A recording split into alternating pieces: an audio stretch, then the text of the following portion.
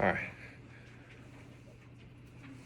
So the view we had was that we could go to places like the Philippines, raise people up to be quasi-Anglo-Saxon. These people were ruled without their consent, as we know from history classes and just, general everyday life. That doesn't work out too well, ever, right?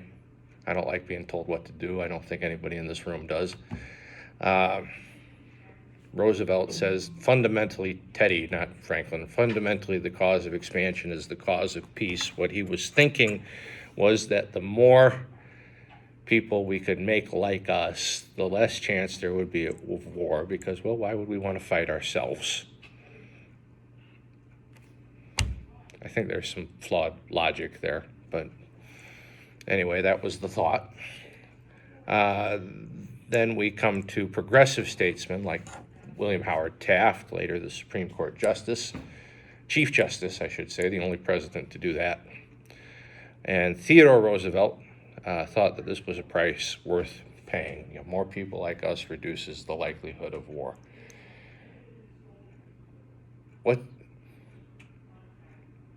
What's a problem with that statement? Why is that flawed logic? I've said that. I think you understand why. Can somebody articulate it?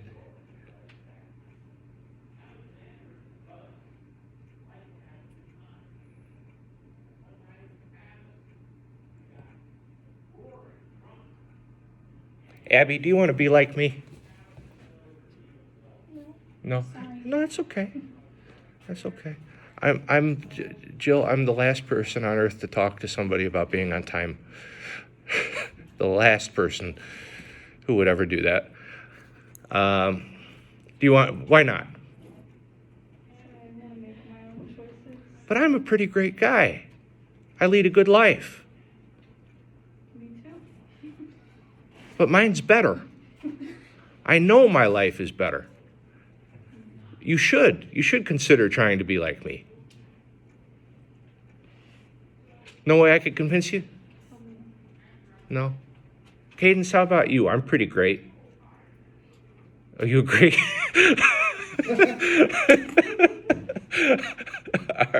All right.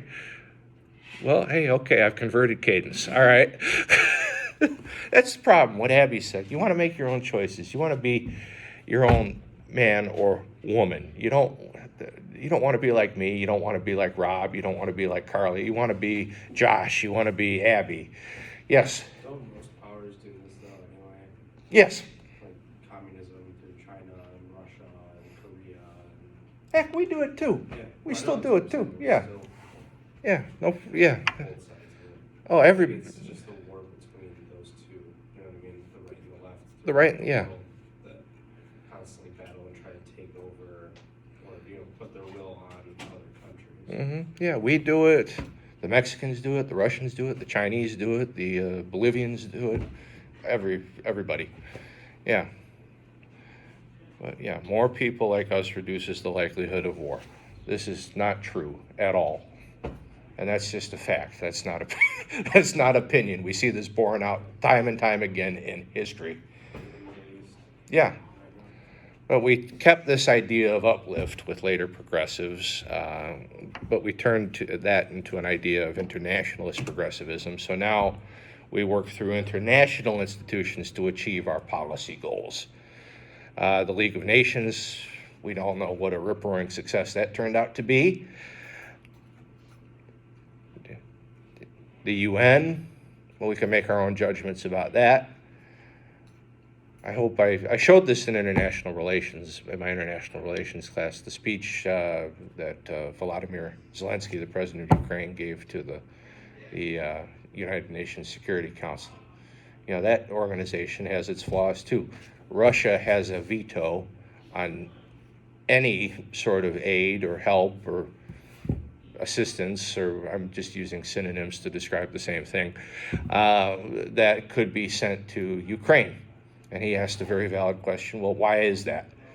Why are we letting the aggressor nation, as he calls them, determine... Have such a power. Yeah.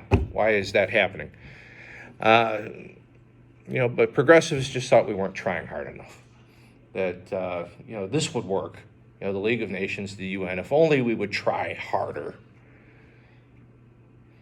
I'll leave that to your good judgment, whether or not that's a true statement or not. But from President Franklin Roosevelt on, he said we needed to eliminate fear and want from the world. And from the 1940s to today, we've seen increased emphasis on economic, technological aid, all sorts of things all over the world. It just depends on who the president is. And this is supposed to take away the causes of conflict.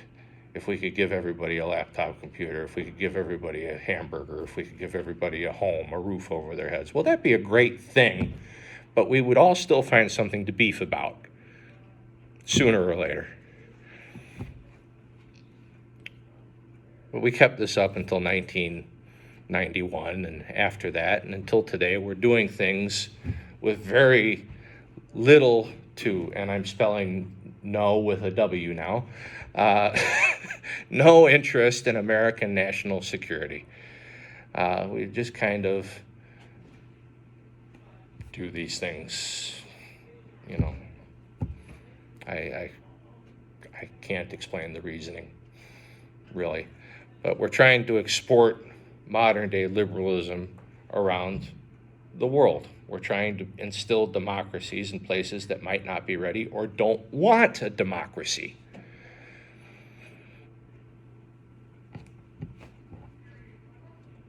And that's what I got. That's the war powers. All right.